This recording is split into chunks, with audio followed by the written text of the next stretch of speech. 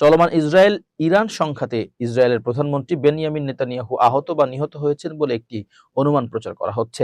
মূলত ইরানের তসনিম নিউজ এজেন্সির সোমবারের একটি প্রতিবেদনের উপর ভিডিও করে এমন একটি অনুমান প্রচার করা হচ্ছে। প্রতিবেদনে নেতানিয়াহুর উপর কোনো হামলার প্রমাণ দেওয়া হয়নি কিংবা সরকারের তরফ থেকে নিশ্চিত করা হয়নি, বরং এটি একাধিক পরোক্ষ তথ্যের উপর ভিত্তি করে অনুমান করা হয়েছে। যেমন নেতানিয়াহুর সাম্প্রতিক ভিডিও ক্লিপ না থাকা, তার বাড়ির আশেপাশে নিরাপত্তা বাড়ানোর খবর, হিব্রু ভাষার মিডিয়া রিপোর্ট, জারেড কুশনার ও মার্কিন বিশেষ দূত স্টিভ উইটকফের ভ্রমণ স্থগিত হওয়া, ফরাসি প্রেসিডেন্ট এমানুয়েল ম্যাক্রো ও নেতানিয়াহুর ফোন আলাপের একটি ফরাসি রিপোর্ট যেটিতে ফোন আলাপের সঠিক তারিখ উল্লেখ করেনি নিউজ এজেন্সিটি।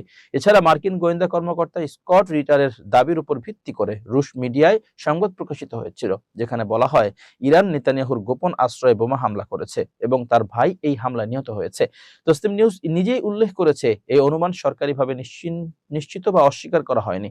তসনিমকে সাধারণত ইরানের ইসলামী বিপ্লবী গার্ড কোরের সঙ্গে যুক্ত বা কাছাকাছি বলা হয় এবং মার্কিন ট্রেজারি ডিপার্টমেন্ট এটিকে আইআরজিসির সঙ্গে যুক্ত হিসেবে তালিকাভুক্ত করেছে। প্রকাশ্য তথ্য এই গুজবের মূল দাবিকে প্রমাণ করে না। নেতানিয়াহু ৭ মার্চ একটি আনুষ্ঠানিক বিবৃতি দিয়েছেন, যা প্রধানমন্ত্রীর দপ্তর প্রকাশ করেছে। এছাড়া ইসরায়েল সরকারের প্রধান পোর্টালও তালিকাভুক্ত করেছে যে তিনি ৬ মার্চ বিয়ার সেবাতে একটি ধ্বংসস্তূপ পরিদর্শন করেছিলেন। সাম্প্রতিক ওই দিনগুলোতে স্বাধীন রিপোর্টগুলো তার জনসাধারণের কার্যক্রমের কথা উল্লেখ করেছে, যেমন ম্যাক্রোর সঙ্গে ফোন আলাপ, যা জেরুজালেম পোস্ট গত ৫ মার্চ করেছিল। সিনহুয়া গত ২ মার্চ রিপোর্ট করেছে যে নেতানিয়াহুর অফিসের কাছে বসবাসকারীরা কোনো ক্ষয়ক্ষতি বা ক্ষেপণাস্ত্রের প্রভাব দেখেনি। ইসরায়েলি নেতানিয়াহু নিহত বা আহতের দাবি ইরানের গুজব বলছে ইসরায়েল।